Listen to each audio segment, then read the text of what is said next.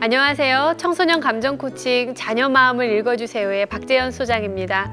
성경에는 서로 인애와 긍휼을 베풀며 과부와 고아와 나그네와 궁핍한 자를 압제하지 말며라고 나와 있지요. 그러나 함께 학교 생활하는 친구를 따돌리고 괴롭히는 학교 폭력 왕따 사건을 자주 뉴스를 통해 접하게 됩니다. 괴롭힘과 폭력의 수위도 점점 높아지고 악해지고 있습니다. 이런 안타까운 상황에서 크리스찬 부모로서 우리는 어떻게 하면 좋을까요? 학교 폭력과 왕따에 대해 최은영 교수님의 강의를 들어보겠습니다.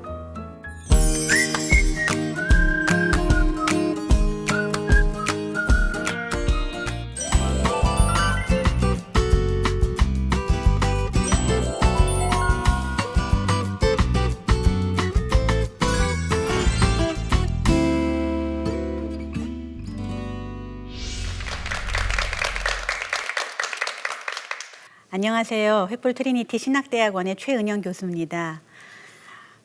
여러분, 폭력이 일어나는 상황에는 세 가지 그룹의 사람들이 늘 존재합니다. 학교만이 아니라 우리 사회에서도 그렇고요. 가정에서도 그렇고요. 첫 번째 그룹은 누굴까요? 당연히 폭력을 행사하는 가해자겠죠. 네, 가해자가 있죠. 그러면 한쪽에는 당연히 피해자가 있죠. 그리고 또 한 그룹이 있죠. 방관자 내지는 관찰자가 있습니다. 그렇죠. 실은 이 세 그룹 모두가 폭력에 같이 참여하고 또 같은 희생을 또 같은 피해를 입는 사람들이라고 생각을 해요. 오늘은요, 학교 폭력 왕따, 저희 청소년들에게 굉장히 중요하고 아픈 문제가 됐는데 이 세 그룹별로 왜 아이들은 그런 일들을 벌이는 거고 피해를 당하는 것이고 또 부모들은 이들에게 무엇을 제공하면 좋을지 어떻게 지도하면 좋을지 더 나아가서 우리나라 교회는 이런 일들을 어떻게 대처하고 또 예방해 나가면 좋겠는지 좀 이렇게 관점을 넓혀서 이야기를 같이 나눠보려고 합니다. 먼저 가해자 아이들 어떤 특성이 있을 것 같으세요? 불만이 많아요. 그렇죠.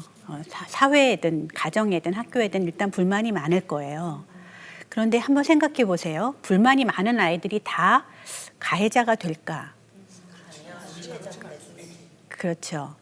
뭐가 있어야 돼요. 그 뭐가 뭐냐 하면 능력이 필요해요. 그럼요. 여러분 그 학교 폭력의 가해자들은 어떤 면에서는 능력자들이에요. 예, 상황 대처 능력도 있어야 되고요. 대인관계 능력도 있어서 애들이 나를 이렇게 위로 우쭈쭈 해줘야 되는 거죠. 힘을 행사할 수 있는 방법도 알아야 되죠. 어찌 보면 얘들은 정말 하나님께서 주신 게 참 많은 아이들이라고요. 그러나 한편 이들이 갖고 있지 못한 게 있어요. 뭐냐면 동정심, 공감 능력. 다른 사람에 대한 동정심이나 공감 능력이 있다면 어떻게 때릴까요? 한번 생각해 보세요. 내가 쟤를 한 대 훅 치면 얘가 이렇게 아플 텐데 우리 그걸 공감하면 못 때리죠. 네. 그래서 이 친구들이 갖고 있는 게 있는 반면에 갖지 못한 게 있다면 이런 공감 능력, 아니면 상대에 대한 배려하는 능력 이런 것들이 너무 떨어지겠죠. 그러면 한번 우리가 생각해 보세요. 얘네들은 왜 이런 상대에 대한 배려나 공감이 발달되지 못했을까요?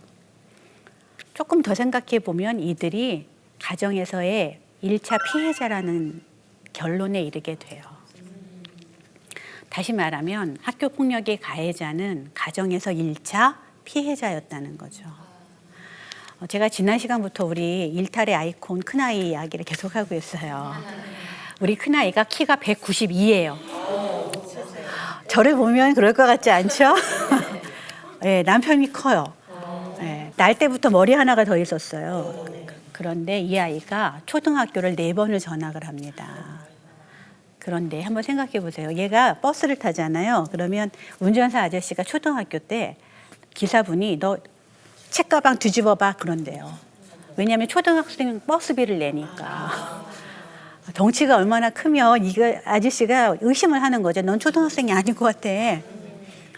얘가 이제 그 가방을 몇 번씩 쏟으면서 이렇게 이제 버스를 타고 다녔어요.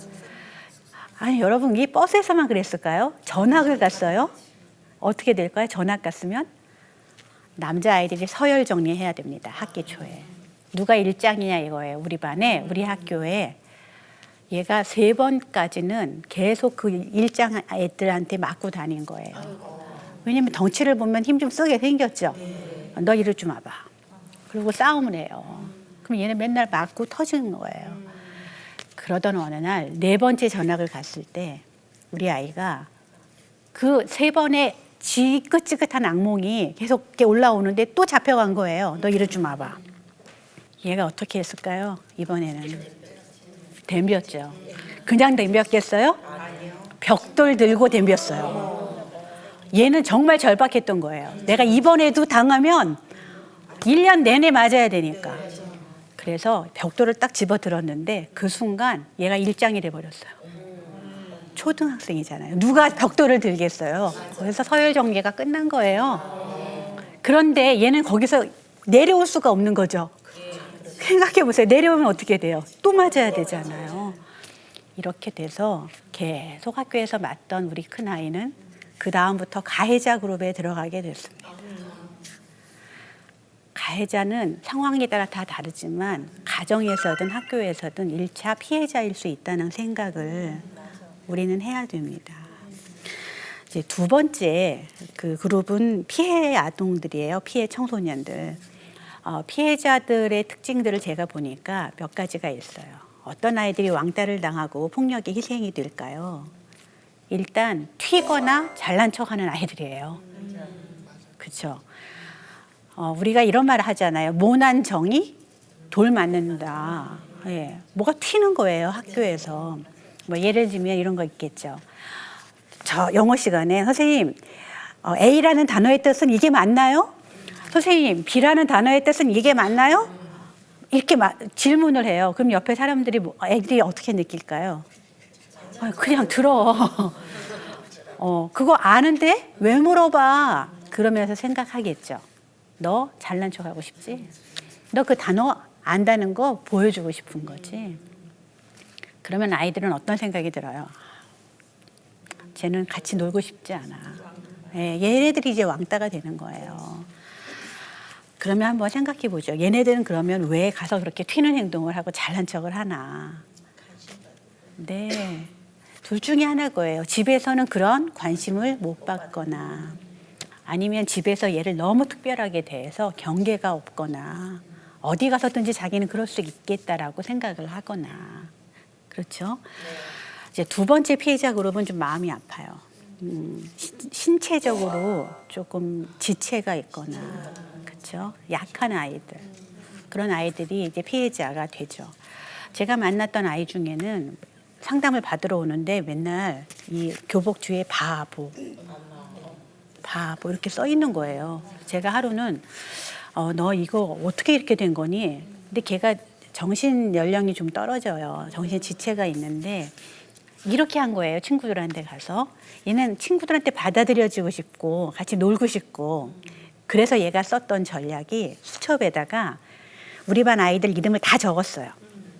그리고는 거기까지 좋은데 자기가 좋아하는 애 이름 옆엔 동그라미 자기가 싫어하는 애 이름 옆에는 가위표 별로인 아이한테는 세모 이렇게 다 적었어요. 거기까지도 괜찮아요. 혼자 갖고 있었으면 그걸 보여줬어요. 어쩜 좋아. 보여주면 어떻게 될까요, 아이들이? 가위표 치면 어떡할 거예요, 가위표 치네. 얘 등 뒤에다 누가 바보라고 써요? 가위표 치네. 얘가 그렇게 했던 거죠. 그래서 제가 야 교복도 좀 단정하게 입고 이제 그런 거 하지 말고 뭐 이러면서 이제 제가 아이들하고 얘기 나눴던 게 생각이 나요. 마지막으로 이런 아이들이 피해자가 돼요. 뭐냐면 자기를 표현할 줄 모르는 아이들. 힘들면 힘들다 그러고 아프면 아프다 그러고 야 이 새끼 때리지 마. 이 얘기를 할 수 있어야 되는데 그걸 못하는 아이들. 너무 참고 너무 속으로 사귀고 표현 못하고 이런 아이들. 이런 아이들은 집에서 어떻게 자랐을까요? 참아. 네가 착하게 살아야 되는 거야. 표현하면 안 되는 거야. 제가 만났던 선교사님 자녀분 중에 하나가 조현증이라고 하는 정신분열이라고 하는 병으로 들어가고 있던 차에 이제 저를 만나게 됐어요. 중앙아시아의 어느 나라에 이제 가족들하고 다 같이 갔어요. 그분들의 삶이 얼마나 귀합니까? 다 집어넣은 거 아니에요, 자신들을. 그리고 선교지기 때문에 이 선교사님은 정말 거기서 모범이 되게 살고 싶으셨던 거죠. 그런데 그 문화권에서는 낯선 아이들을 보잖아요. 그러면 돌로 쳐서 그 폭력을 행사하는 그런 문화가 있었던 거예요. 얘가 그 나라 갔어요. 얼굴빛 달라요. 말 못해요. 계속 돌로 맞는 거예요. 집에 와서 엄마 아빠한테 얘기해요. 나 이렇게 오늘도 돌로 맞았다. 그러면 선교사님이니까 어떻게 말해야 돼요? 네가 참아야지. 그게 예수님의 사랑이지. 이 아이가 집에 가면 참으라 그러고 학교에 가면 참을 수 없고 어떻게 할 줄 모르다가 정신을 놓아버리는 거예요. 전 너무 마음이 아팠거든요. 그래서 저희가 이제 어떻게 하면 이제 부모님들이 이 아이들하고 이 피해 가해 문제들을 다루며 갈 수 있을까 얘기를 해볼 텐데요. 먼저 가해자 그룹 부모님들은 조금 마음이 안 내키시겠지만 우리 아이가 능력자라는 걸 알아드려야 돼요. 우리 아이는 능력이 있는 아이야. 괜찮은 아이야. 두 번째는 이 아이가 가졌던 1차 피해에 집중하셔야 돼요. 뭐가 아팠을까? 뭐가 얘들한테 분노를 일으켰을까? 그 부분을 집중적으로 귀를 열고 들어주시면 좋을 것 같아요. 이제 마지막 그룹이 방관자 그룹이에요. 예, 방관자 그룹은 가장 정신적으로 피해를 입은 피해자죠. 다 봐야 되잖아요. 또 한편으로는 소극적인 가해자기도 해요. 왜요? 모른 척 했잖아요. 여러분, 우리 교회가 지금 폭력적이 되는 이 사회를 향해서 또 우리 아이들을 향해서 무엇을 해야 될까 같이 한번 고민을 했으면 좋겠어요. 교회의 가장 중심 원리는 십자가예요. 십자가는 두 가지 큰 축을 갖고 있어요. 하나는 공의이고 하나는 사랑이죠. 죄의 삭은 사망이기 때문에 그 공의를 하나님 이루시려고 끝까지 우리를 사랑하시기 위해서 아들을 십자가에 주신 거 아니에요. 우리가 이 두 가지 핵심 가치를 가지고 사는 교회의 그리스도인이라면 우리 사회를 향해서 첫 번째, 정의가 강물처럼 하수처럼 흐르도록 해야 되는 것 같아요. 뭐냐면요, 아이들을 기를 때 아닌 건 아니라고 얘기해야 돼. 피해를 당한 아이들은 너희가 보호해줘야 돼. 용기를 가지고 맞서야 돼. 그것이 하나님의 정의야. 그걸 우리가 가정에서 교회에서 가르쳐야 될 것 같아요. 두 번째는 여러분, 저는 묻지마 살인 이런 거 볼 때마다 사회 전체가 그 가족을 잘 안고 있었다면, 교회가 그 가족을 잘 돌보고 있었다면 그런 일이 일어났을까, 그런 안타까운 생각을 해봐요. 폭력이 폭력을 부른단 말이죠. 생각해보면 교회는 정말 하나님의 사랑을 그들을 향해 얼마나 보여주고 있었고, 각 가정이 가지고 있는 아픈 사연들을 얼마나 들어주고 있었는지 저희들이 다시 한번 반성적으로 이 일들을 보면서 십자가의 사랑으로 저희가 온 가족과 사회들을 한번 이렇게 안아보는 그런 훈련도 하고 연습도 하면서 예수님의 제자로 이 땅에서 같이 살아갔으면 좋겠습니다. 감사합니다.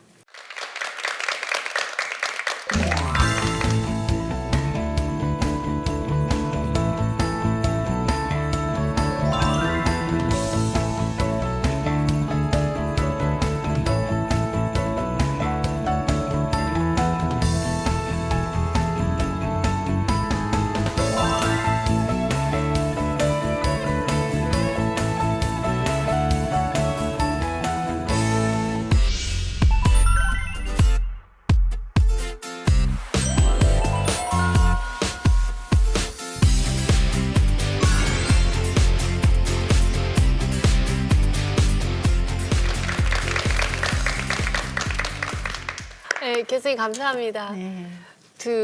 얼마 전에 우리가 사실 뭐 요즘에도 오늘도 이렇게 뉴스를 보면 아이들 학교 폭력이라든가 왕따 문화라든가 아이들 사이에서 일어나고 있는 굉장히 가슴 아픈 사건들을 목격하는 건 너무 흔한 일이 돼버린 것 같아요. 그래서 네. 저희가 공감을 다룰 때 이런 이야기를 하죠. 사회에서 아이들에 대한 공감 감수성 훈련을 할 때 왜 우리가 이렇게 공감적이지 못한 관계가 될까? 핸드폰 같은 거 아침에 이렇게 뉴스란 같은 거, 사회 소식란 같은 것만 봐도 뭐 자살 소식, 가족들 간의 폭력 사건, 아동 학대 사건, 사회적인 범죄, 묻지마 살인 이런 것들이 너무 많다 보니까 아우 이제는 무뎌지죠. 피곤해지고 보기만 해도 또 이런 일이야? 이런 것들은 그냥 잡아 가둬야 돼. 이런 것들은 사회 못 나오게 해야 돼. 이러면서 그냥 닫아버려요. 네.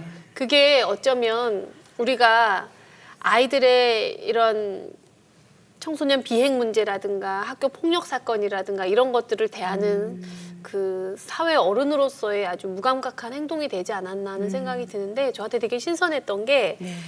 가해 아이들의 1차 피해자라는 사실 우리가 그것을 염두에 둬야 된다라는 그 말이 어쩌면 여기서부터 시작돼서 다른 관점으로 나아가야 될 시작이 여기가 아닌가 하는 생각이 조금 들었어요.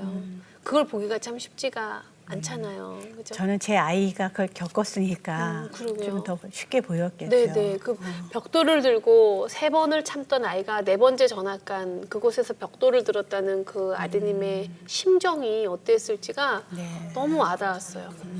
그렇죠? 그리고 어릴 때 이 전학을 많이 다닌다는 것만으로도 아이들은 참 스트레스가 이제 어휴, 그죠? 보통이 아니죠. 네. 일단 전학을 간다. 그러면 왕따를 당할 거라는 거를 각오해야 되죠. 네. 마치 새로운 무리에 이렇게 네. 뭔가를 탐색하는 대상이 되니까요. 네. 오늘 이거하고 관련돼서 사연이 가슴 아픈 사연이 하나 들어왔는데 저희가 한번 같이 볼까요? 네, 남학생이고요. 저는 학교 폭력 트라우마 때문에 오랜만에 만난 사촌형을 때린 적이 있습니다. 초등학교 고학년 때부터 다른 학생들로부터 육체적, 정신적 폭력을 수년간 당해왔습니다. 저희 학교에서는 학교 폭력 문제를 크게 문제시하지 않는 분위기라서 아무 대응도 못하고 그냥 당하기만 했습니다. 오랜만에 만난 사촌형이 심심하다고 제 옆구리를 발로 찼어요.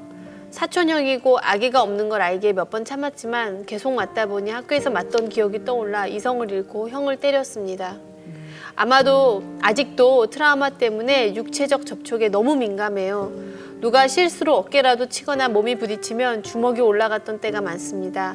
다행히 사람을 때리진 않았는데 순간 화가 나서 엄청 스트레스를 받아요.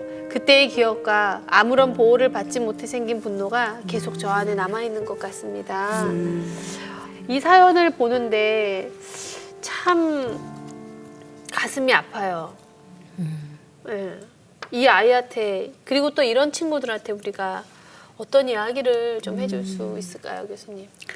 저는 이 사연을 들을 때 마음도 아프고 안타깝고 그러나 한 가지 단어가 계속 머릿속에 맴돌았어요. 네. 그게 트라우마라는 단어예요.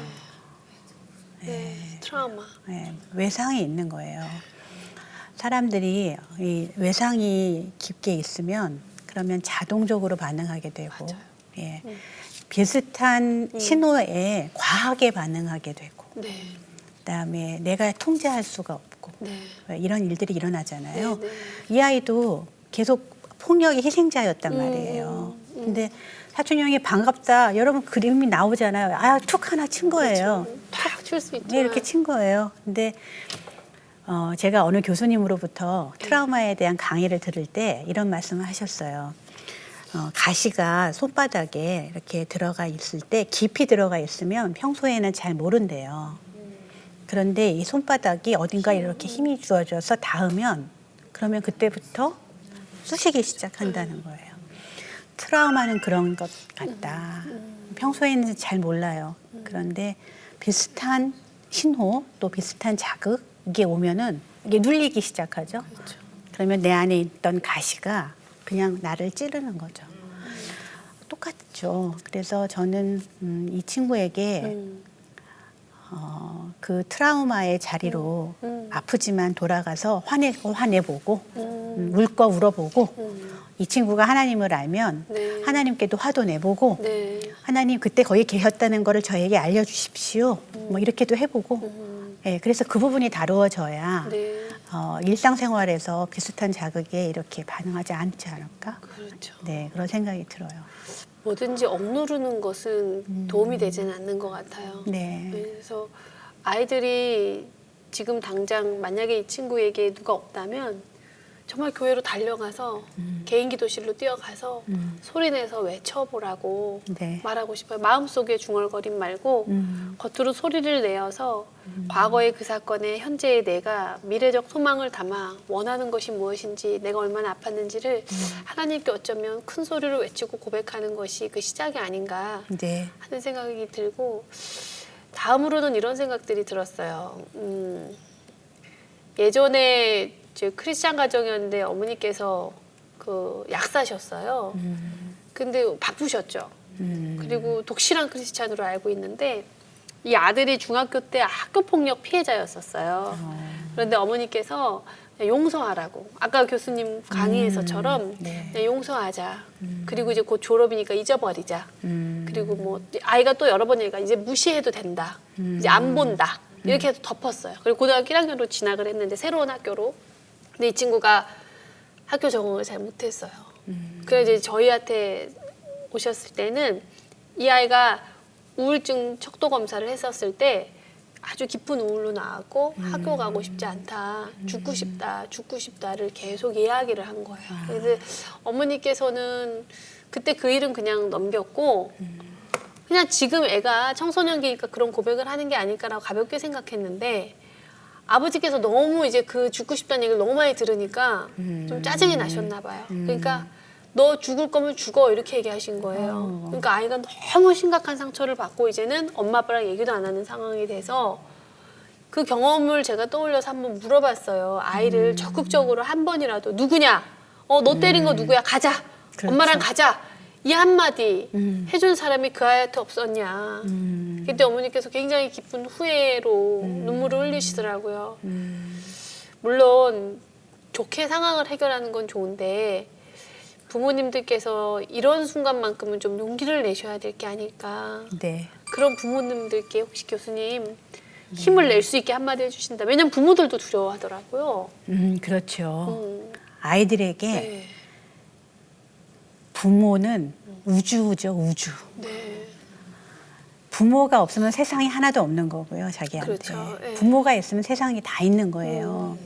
그래서 이런 위기에 있는 아이들이 있으면 무조건 일단은 자녀 편에 서주시는 게 네. 정답입니다. 이렇게 말씀드리고 싶어요. 네, 네.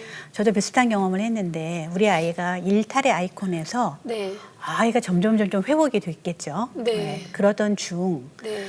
제가 이 아이를 믿어야 돼? 안 믿어야 돼? 혼란스러운 과도기에. 네, 그럴 때가 있겠죠. 네. 얘가 분명히 패스일까 안 패스일까 이럴 때가 있었어요. 네. 중학교 2학년 때는 제가 얘가 패스일 거야 이렇게 생각하고 가서 학교에 가서 울었어요. 잘못했다고 선생님들한테 싹싹 빌고 한 번만 용서해 달라고 제가. 그런데 우리 아이는 계속 이런 얘기를 하는 거예요. 안 때렸다는 거예요. 엄마 나는 걔를 안 때렸다고. 절대로 내가 맹세하건대 안 때렸다고. 그게 제 귀에 잘 안 들어왔어요.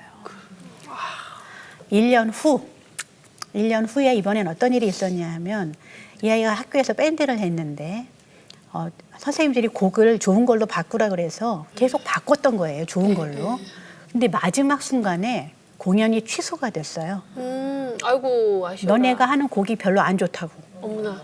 이게 웬일이에요. 제가 그날 부모님들 다 초청해가지고 밴드 공연을 보는 날이었는데 담임 선생님께 전화를 드렸어요. 제가 처음으로 우리 아이 편에 서준 순간이에요. 선생님, 저는 오늘 공연을 안 가겠습니다. 왜냐하면 우리 아이가 1년 동안 준비한 공연인데 우리 아이 공연을 못 보는 그런 축제에는 저는 가고 싶지 않습니다. 이렇게 말씀을 드렸어요. 저는 그 얘기하기 되게 어려웠거든요. 제가 누군지 다 아는데. 네네. 그러니까 그분이 저한테 이렇게 말씀하셨어요. 어머니, 아이 사랑하시잖아요. 자녀 사랑하시니까 와서 그 자리를 지켜주셔야죠. 그러는 거예요. 그래서 제가 선생님보다 제가 더 사랑해요. 제 아이는. 제가 처음으로 1년 전엔 가서 울었지만 그날은 제가 정말 용기를 내서 선생님보다 부모인 제가 더 사랑하고요. 저는 사랑하기 때문에 가고 싶지 않습니다. 그랬어요. 어떻게 했는지 아세요? 어떻게 됐어요? 학교 회의가 열렸어요.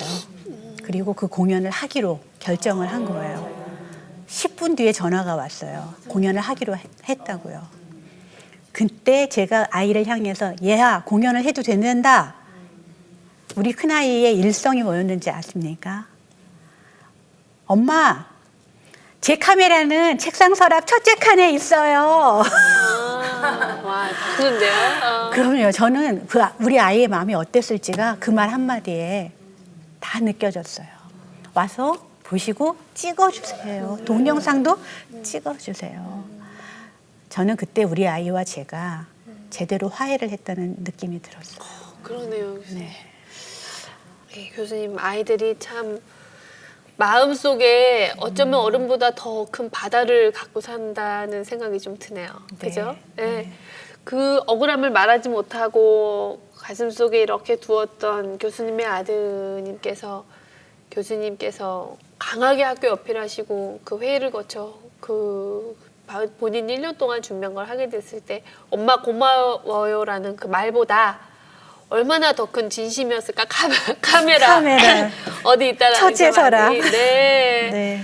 아 진짜 감사합니다. 그 사례 지금 교수님께서 말씀하신 그 이야기가 너무나 많은 부모들에게 용기가 될 거라는 생각이 들어요. 이 편지의 사연 그리고 이 여기에서 중요한 그 단어 트라우마라는 단어에 대해서 우리가 좀 깊이 고민해 봐야 될 것이 아닌가 하는 생각이 들고요. 다른 얘기를 한번 해보고 싶은데 이 아이들의 학교 폭력의 가해 아이들의 입장에 서서 이 피해 아이의 치유와 회복을 돕기 위해서 우리는 그럼 무엇을 할 수 있을까? 이제 문제를 해결하는 관점에서 한번 보자면 지금 우리나라의 실정에서는 사회에서는 그냥 이 아이들을 몇 호 처분 너 학교폭력위원회 학폭 열어서 너 가해자니까 너한테 치료비 물고 그렇죠. 보상 어떻게 할 거야? 실제로 교사 교육을 다니다 보면은요 선생님들께서 예전에 저희는 싸우면 두 놈 다 일로 와 이래가지고 맞아요. 네, 화해시켜 주셨잖아요. 네네. 그리고 둘 다 물통 들고 서 있어 쳐다봐 맞아요. 이러면은 웃다가 맞아요, 막 이렇게 맞아요. 울면서 이거 누구 미안해 막 이러고 울고 그랬는데 요즘은 큰일 나요. 요즘은 교사들이 거의 개입을 하면 학폭위가 열려야 되는데 교사가 개입을 하면 당신이 책임질 거냐는 얘기 듣거든요. 그러니까 교사분들도 두려워지시는 거죠. 그럼요. 사실 그 마음이 이해가 되거든요. 네. 그러면 과연 이것만으로 해결은 될지 모르지만 표면적으로는 이걸로 화해가 될까? 전 이게 되게 걱정스럽더라고요. 교수님께서는 이런 현장의 아이들도 워낙 많이 보시고 그러실 텐데 이 가해 아이들의 반성? 자기 행동에 대한 어떤 후회와 변화를 위해서는 뭐가 가장 중요하다고 생각을 하시는지 어떻게 우리가 지도를 해야 되는지 일단 내가 한 행동이 상대에게 어떤 결과를 초래하는지를 정확하게 알아야 될 것 같아요. 어떤 고통을 내가 줬는지 그리고 그 결과 이 아이는 얼마나 아픈지. 그렇죠. 장난이에요. 몰랐어요. 이렇게 끝내버리니까. 그러니까요. 그래서 그거를 직접 들을 수 있는 기회를 주는 거 필요한 것 같고요. 또 가능하면 모든 피해를 입은 사람들은 사과를 진정성 있게 받고 싶어 해요. 그럴 때 회복이 일어나는데 그러면 가해 아이가 정말 그걸 할 수 있다면 내가 생각이 많이 짧았다. 아팠지. 미안하다. 이렇게 이야기를 해주면 그 아이는 그냥 좀 잘 털고 일어날 수 있을 것 같은데요. 회복 탄력성이 좀 생기는 거예요. 네. 이렇게 어른이 되어가면서 되게 슬픈 여러 가지 모습 중에 하나가 너무 미안하지 않은데 너무 미안하다는 말을 의무적으로 하고 사는 게 아닌가. 그래서 어쩌면 진짜 미안해야 되는 상황 속에서 그 미안하다고 말하는 것을 지는 거라고 생각하거나 자존심이 상하는 거라고 생각하거나 그리고 상대의 어떤 미안하다는 말에 대한 진정성도 네. 우리가 신뢰하지 못하거나 맞아요. 그런 관계에 어떻게 보면 서로 간에 연결되는 연결성이 많이 훼손된 게 아닌가. 언젠가 한번 제 아이가 친구하고 이제 문제가 좀 있었었는데 제 아이도 워낙 친구들을 많이 또 때리고 오기도 했었고 깨물고 오고 어릴 때 근데 그러던 어느 날 제 아이가 하지 않은 행동에 대해서 선생님이 네가 또 그랬지 사과해라고 얘기를 하셨대요. 근데 제 아이가 학교에서 전화가 왔어요. 울면서 엄마 내가 안 했는데 선생님이 자꾸 내가 했다고 해서 사과를 하는데 하기가 싫다. 고민이 되는 거예요. 그렇죠. 그때 초등학교 3학년이었나 2학년이었나 그랬거든요. 선생님의 마음이 이해가 되는 거예요. 아들의 마음이 이해가 되기보다 네가 오죽 그랬으면 선생님이 너를 의심했겠어. 이 생각이 먼저 들었는데 저한테 참 시간이 중요했던 게 그 시간을 잠깐 머물다가 제가 아들한테 그런 얘기를 했어요. 정말 억울해? 그랬더니 정말 억울하다고 울더라고요. 그럼 사과하지 마라. 참 그 말이 힘들었어요. 그때 아이가 가만히 있더라고요. 선생님이 하라는데요 하고 놀래가지고 그래도 하지 마라. 네가 너무 억울하면 하지 마라. 그 대신 이렇게 얘기해 선생님께 선생님 엄마가 정말 억울하면 사과하지 않아도 된다 그랬어요. 라고만 말씀드려. 그 다음엔 엄마가 선생님이랑 통화를 할게. 근데 아들도 지금도 그 얘기를 기억하고 저도 기억을 하는데요. 지금 아들을 이렇게 보면 걔가 18살인데 미안하지 않으면서 미안하단 말을 되게 잘하더라고요. 제가 그렇게 얘기를 했어도 이 아이도 사회적 환경, 관계를 중요하게 생각하다 보니까 내가 미안하다고만 말을 해야 이 상황이 부드럽게 끝나기 때문에 네. 그 얘기를 하더라고요. 그런데 어쩌면 우리 아이들이, 가해 아이들이 진짜 미안하다는 말을 진짜 할 수 있으려면, 마음에서 우러나려면 실존적인 입장에서의 죄책감, 내가 사람답게 하나님이 우리를 보내주실 땐 서로 사랑하고 서로 도와주고 협력해서 선을 이루라고 우리를 보내주셨는데 그 관계를 이루려면 아이들이 내가 실존적인 죄책감을 느껴야 되는 거구나. 그걸 알아야 되는 거. 그리고 두 번째는 교수님께서 말씀하신 것처럼 그 피해 아이의 이야기를 듣는 거. 이 아이의 관점에서 가해 아이가 들어볼 수 있는 기회를 주는 게 네. 진짜 중요하다는 생각이 들어요. 네. 응부적 관점이 아니라 네. 회복적 관점에서. 네. 그런 성공 사례가 교수님 좀 있으시죠? 아이들 상담하시다 보면. 저는 학교 현장이나 그러니까 청소년들을 만나는 현장은 떠나 나온 지가 꽤 됐기 때문에 네네. 예, 요즘에는 그렇게 제가 폭력 일에 직접 네. 개입해서 뭐라 해본 적은 없어요. 네. 그럼 제가 하나 말씀을 네. 드려볼게요. 그 두 아이가 한번 다툰 적이 있었는데 이 아이는 맞기만 했어요. 이빨 제가 기억으로는 이빨 한 3-4개가 부러졌고요. 영구치가. 그리고 이 때린 아이는 이 아이를 때리다가 손에 멍이 든 게 외상의 전부였어요. 상해 받은 거에. 그런데 두 아이는 서로 팽팽했고요. 결국은 이 아이 부모가 물어주면 될 거 아니냐라는 굉장히 건조한 말로 이 사건이 마무리가 되는 단계였어요. 그러니까 결국 이 부모도 그러면 치료비를 이만큼 내라 계속 올라갔고 이 치료비 선에서의 타협만 계속 이루어지고 있었어요. 근데 제가 이 아이를 이렇게 만나보다가 제안을 했어요. 치료비도 좋은데 이 친구가 운동장에서 맞았거든요. 여러 명 있는 앞에서.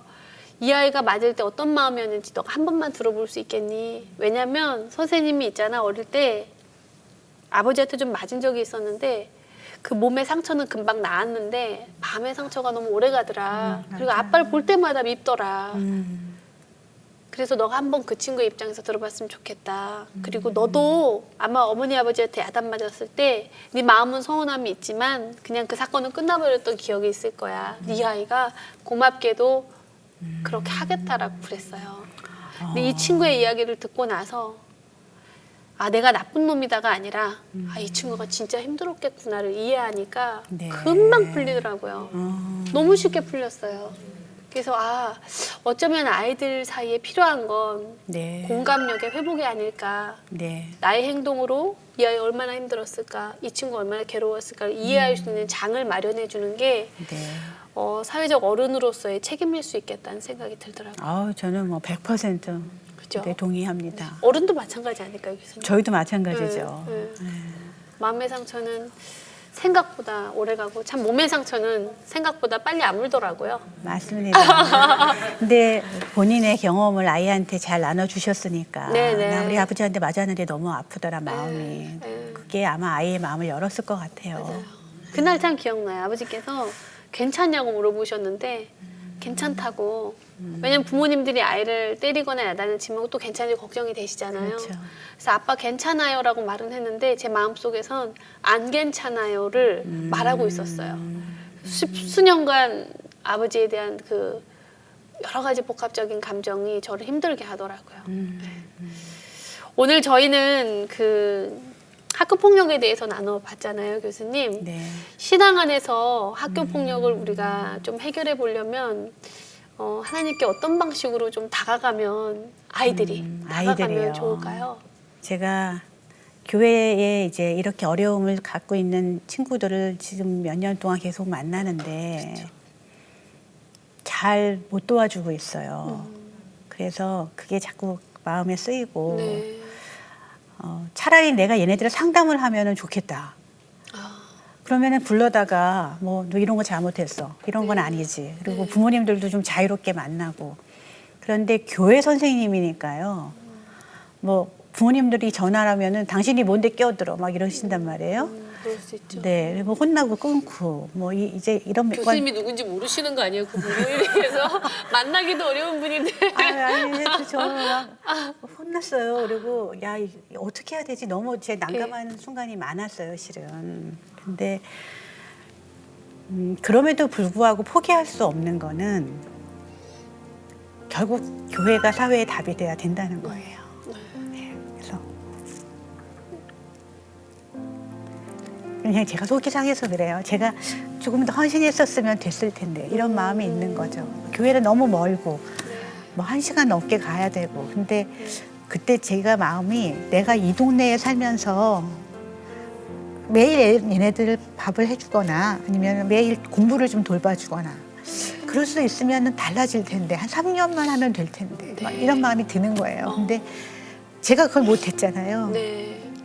그게 자꾸 마음에 걸리고. 안타까우셨군요. 네, 그리고 저는 제가 그거 혼자 할 수 없으면 선생님들이 돌아가면서 하면 되잖아요. 그렇죠.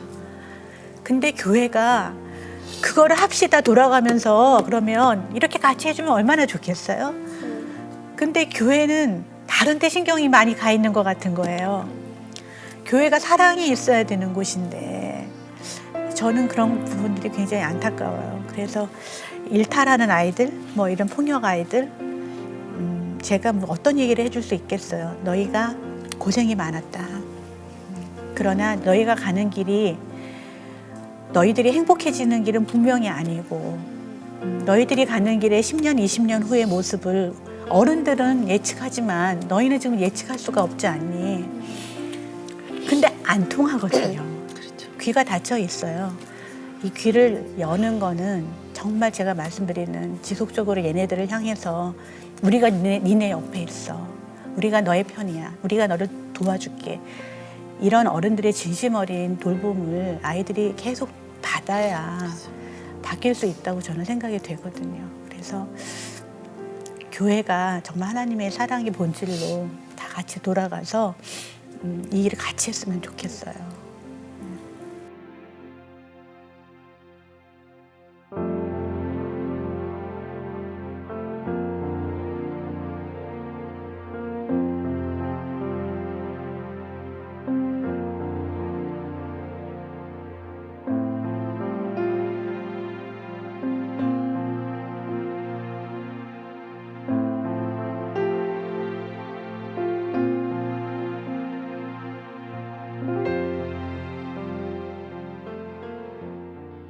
네, 여러분들도 아마 오늘 방송 보시면서 정말 많은 생각이 드셨을 것 같습니다. 청소년 감정 코칭 자녀의 마음을 읽어주세요. 오늘도 많은 이야기를 나눠봤습니다. 꽃으로도 때리지 말라는 말이 있죠. 배우 김혜자 씨가 아프리카 봉사활동 후 펴낸 책 제목이자 오래된 영어 속담이기도 합니다. 그러나 폭력으로 멍든 학교 생활과 피해자도 가해자도 방관자 모두 사실은 피해자라는 사실이 마음 아팠는데요. 또 이를 바라보고 계시는 하나님께서는 얼마나 마음 아파하고 계실까 하는 생각이 듭니다. 그러면 반가운 마음으로 다음 시간에 다시 뵙겠습니다. 감사합니다.